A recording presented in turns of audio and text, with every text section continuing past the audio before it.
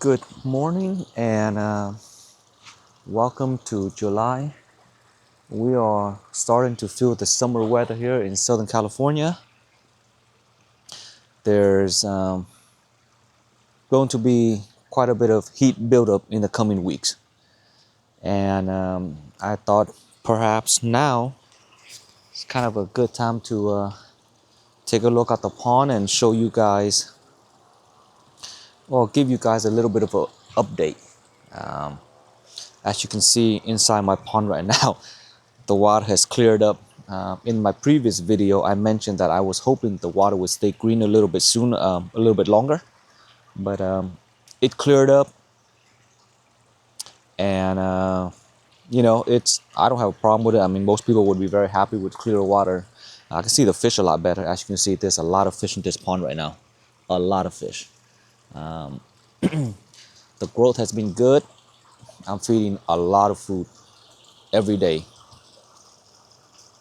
Added extra aeration just to help out, because the temperature in my pond right now, depending on the ambient temperature, but it can get as high as 81 degrees.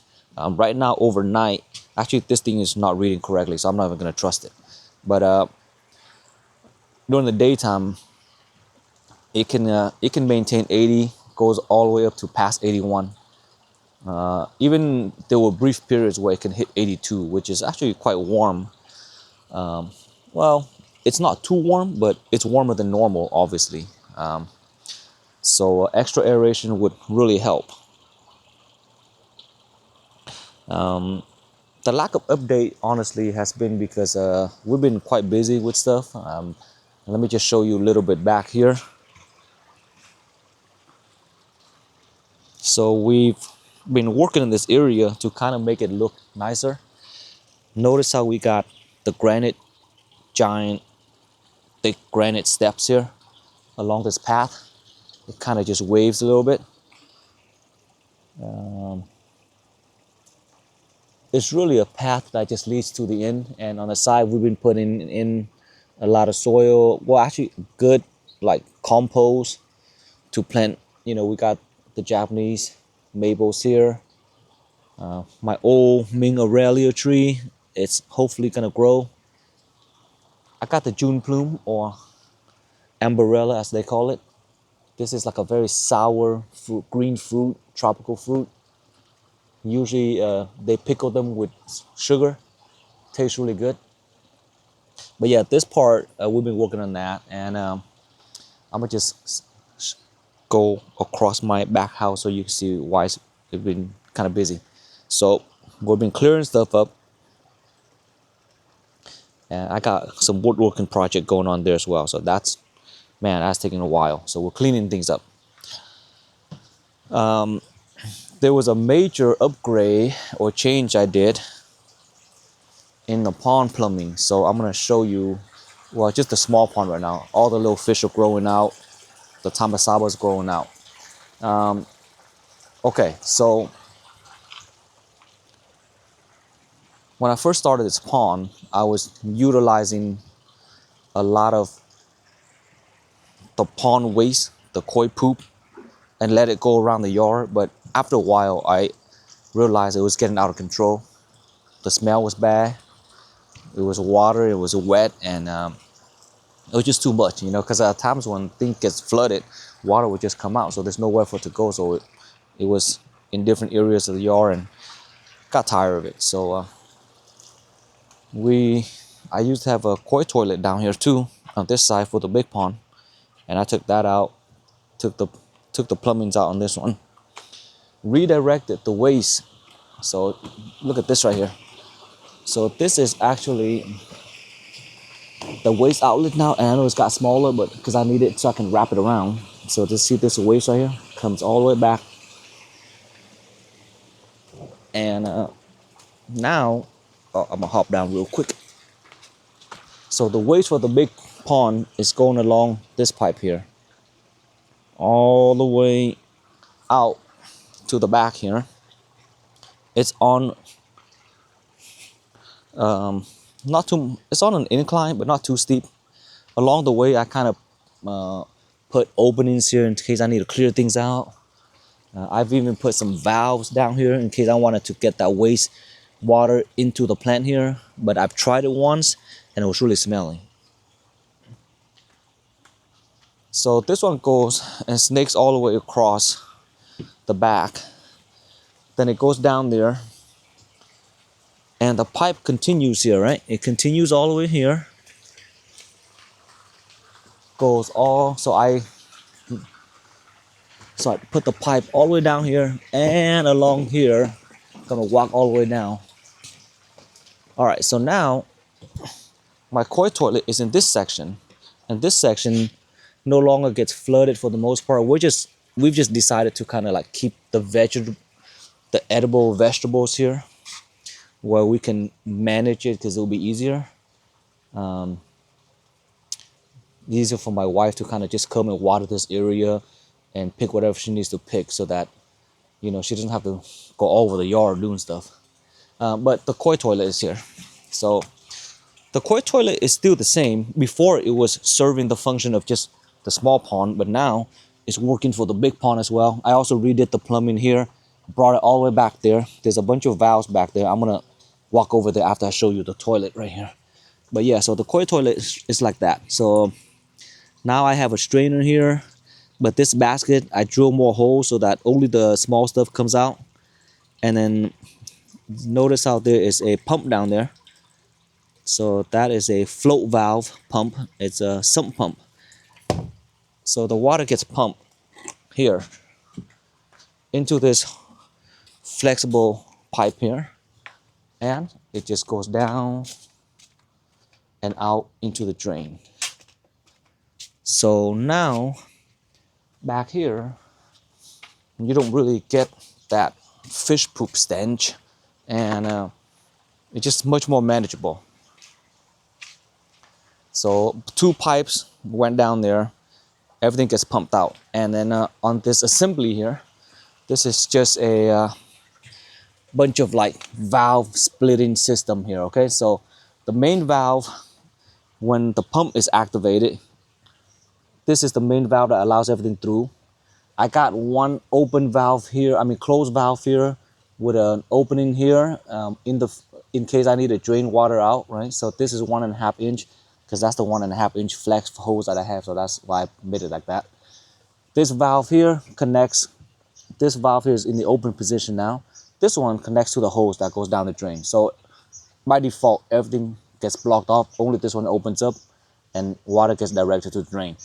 I also have an opening up here for future usage in case I need it for whatever reason. I always kind of design the system to have a backup so that I don't have to do too much work in the future. But nice and neat. We're planting, I believe this is a wisteria, and we're gonna hope that it survives and covers this up so that we don't see much of it. My wife is in that phase now where she just wants to hide everything. That deals with plumbing and, you know. So likewise, let me show you.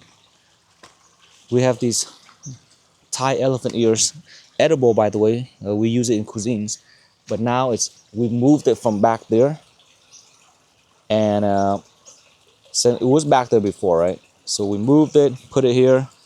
It didn't take long, and it's like covering the space. So the space now looks very green, and you don't really see much. You see it? You just see greenery. But yeah, so that is what's been happening here. The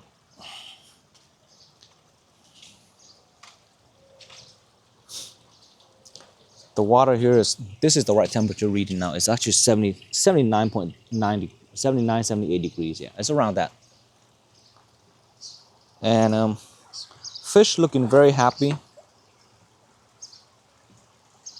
Got a lot bigger. Got more in. More comes in, some comes out. A lot is still here.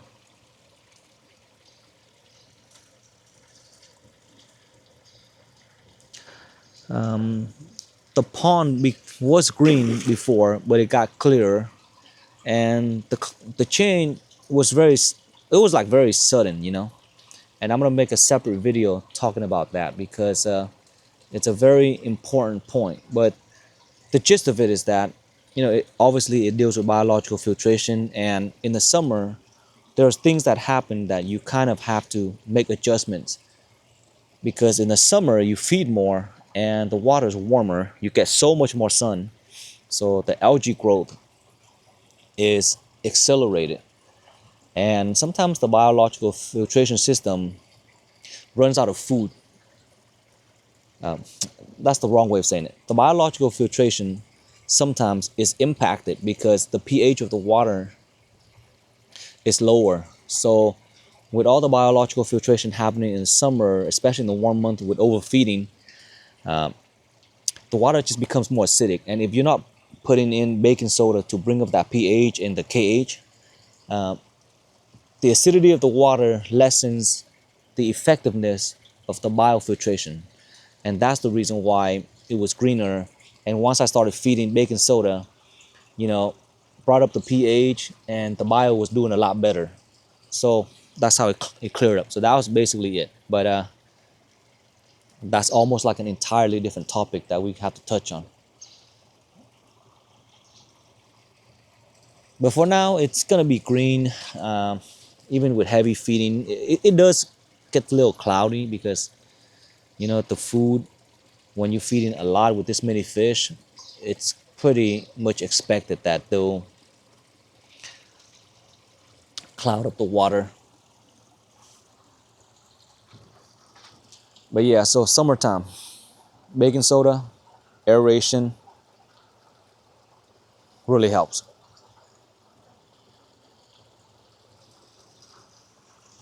Today is July 3rd. Tomorrow is July 4th. Okay, so today's July 3rd, 2025. So here's just some fish. Let's take a look at some of them.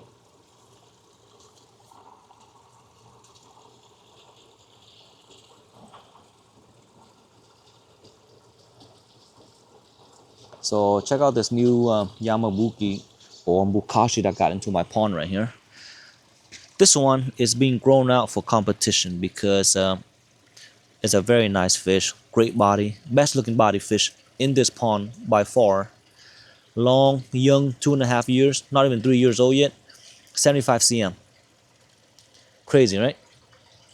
So look at all this. So this is the fish that I brought to Seaside Aquatic Koi Show here. This one won best in size, 6B.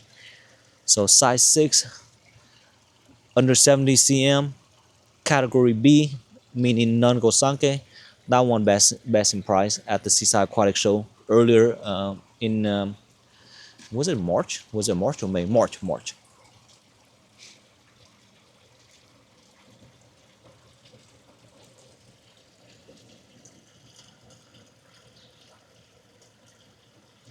All right, that's it for now. Still gonna do more yard work in this area back there, and then we might be doing another third pond in that spot. We'll see.